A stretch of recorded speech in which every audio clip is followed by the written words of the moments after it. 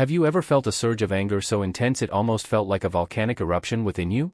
Imagine for a moment that this very anger, burning with the fury of 1,000 suns, could be extinguished, not tomorrow, not next week, but today. We live in a world that often feels like it's designed to test our patience at every turn, pushing us to the brink. But what if I told you that the ancient wisdom of Stoicism, a philosophy that has stood the test of time for over 2 millennia, holds the secret to not just managing, but completely dissolving this anger? It sounds almost too good to be true, doesn't it? Yet, here we are, about to embark on a journey that has transformed lives, a journey that promises not just fleeting moments of peace, but a profound, lasting tranquility.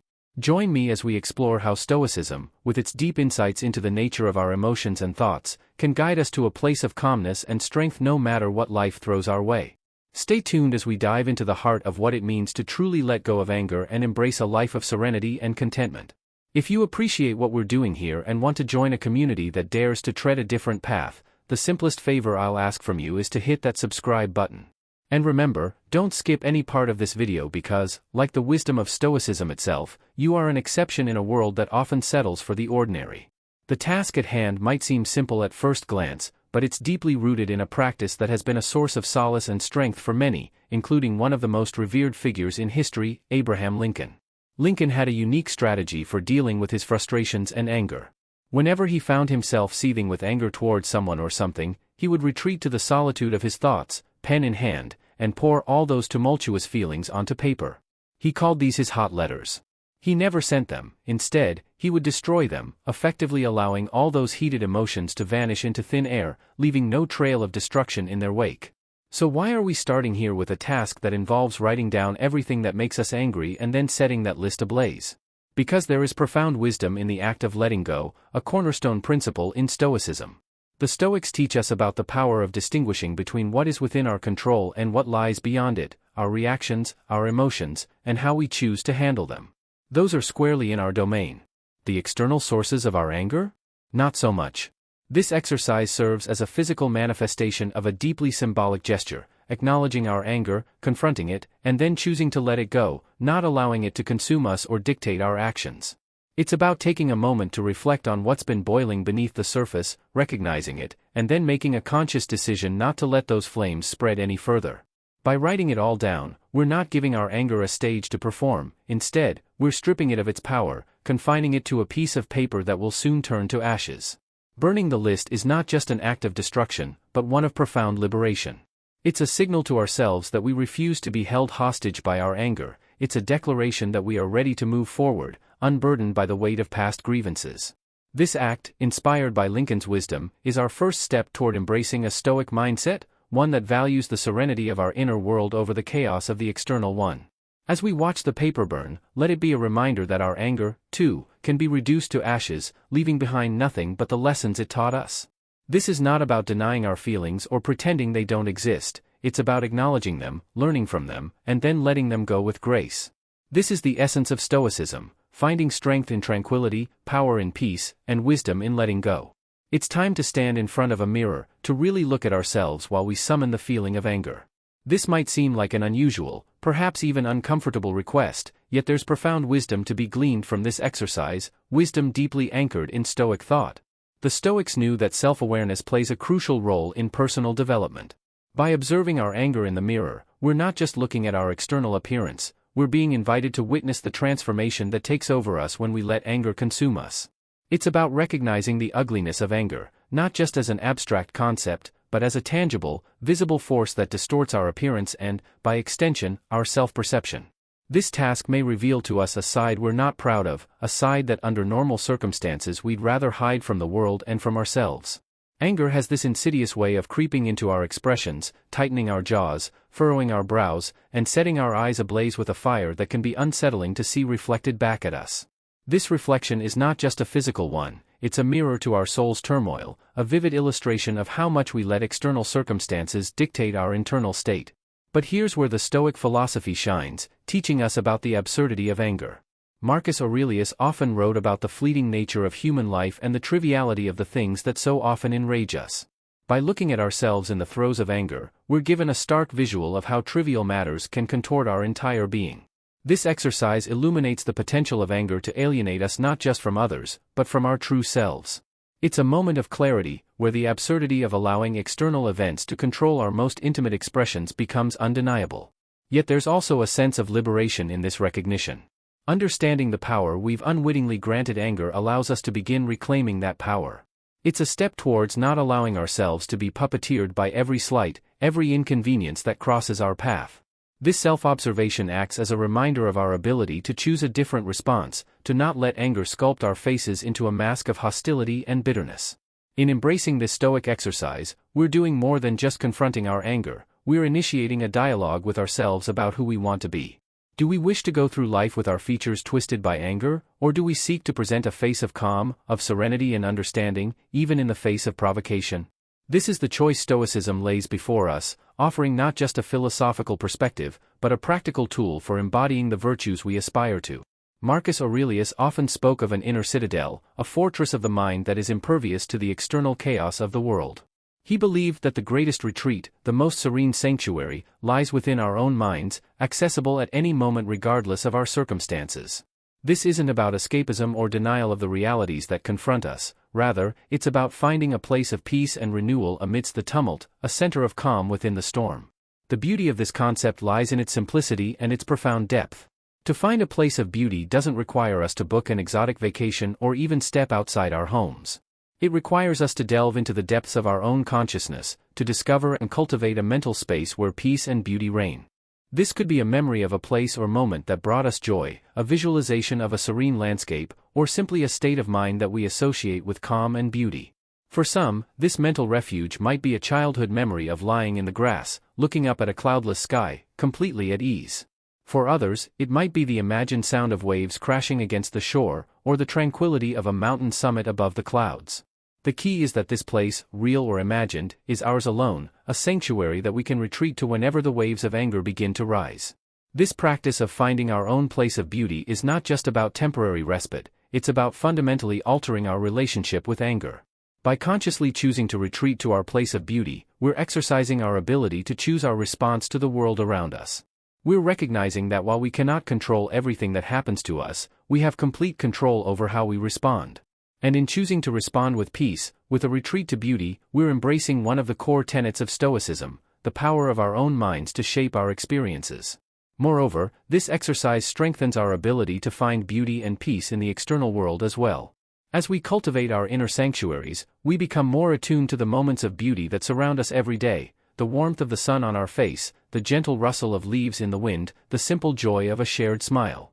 These moments, though fleeting, remind us that beauty and peace are never far from reach, that they exist not just in the grand vistas, but in the small, ordinary moments of life. This isn't just about finding a catchy phrase to distract ourselves, it's about anchoring our thoughts, reminding ourselves of our commitment to Stoicism's principles, and consciously choosing the path of patience, understanding, and tranquility over the tumultuous waters of anger.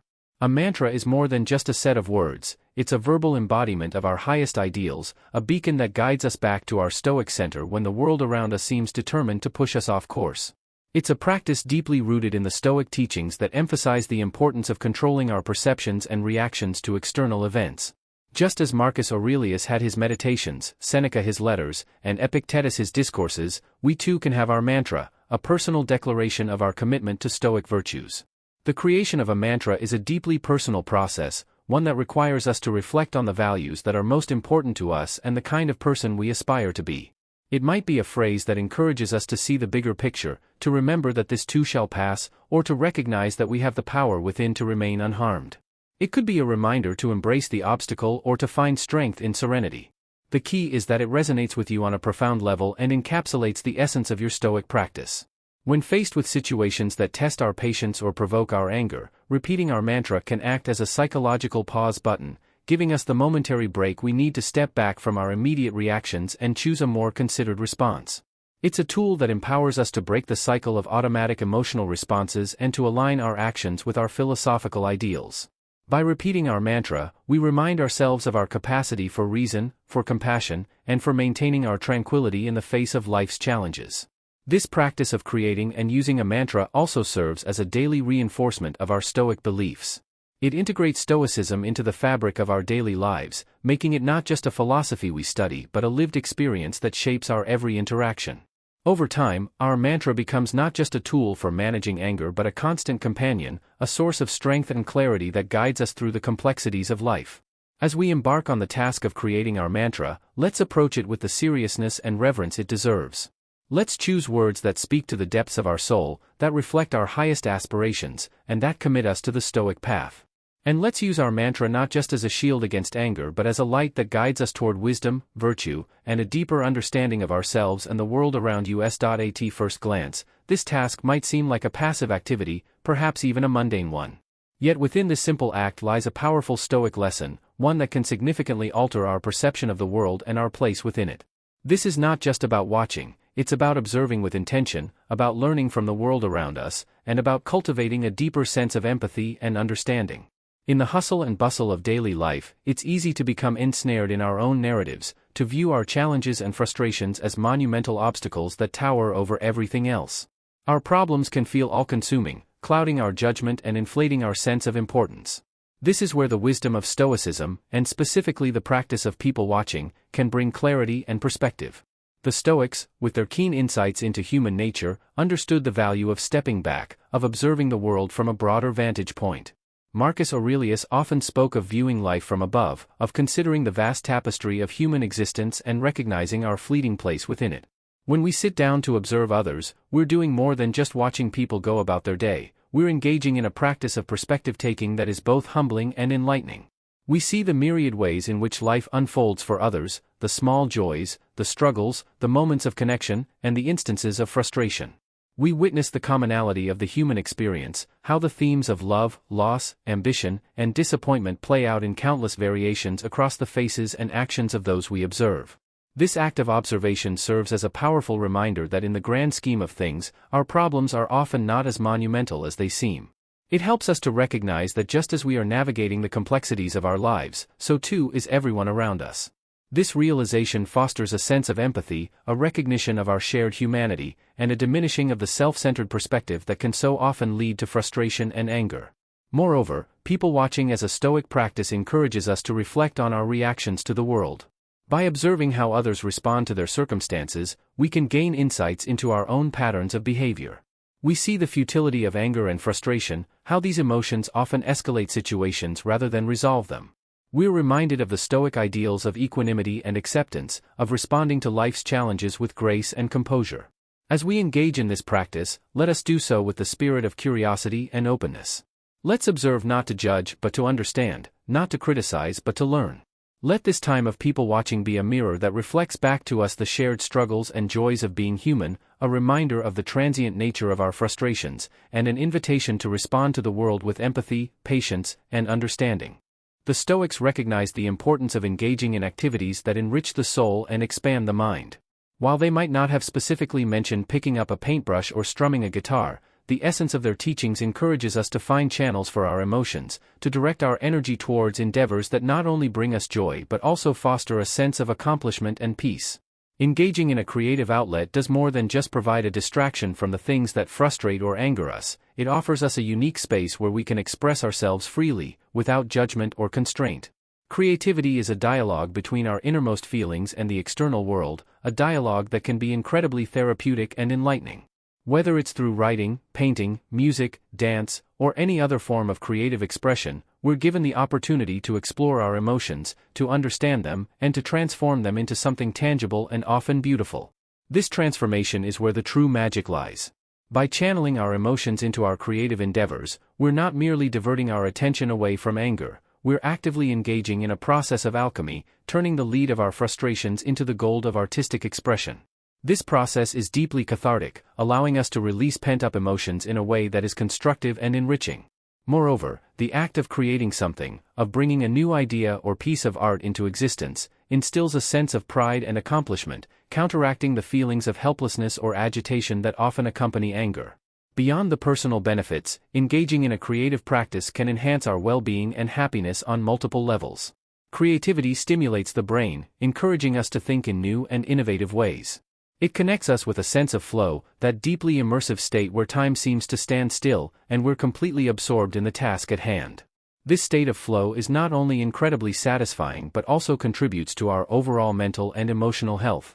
Moreover, creativity fosters a sense of connection to our own inner worlds and to the broader community of creators and appreciators. Sharing our creative work, whether it's a piece of writing, a painting, or a musical composition, opens the door to meaningful interactions and connections with others. It reminds us that we are not alone in our experiences, that our emotions, in all their complexity, are part of the shared human experience.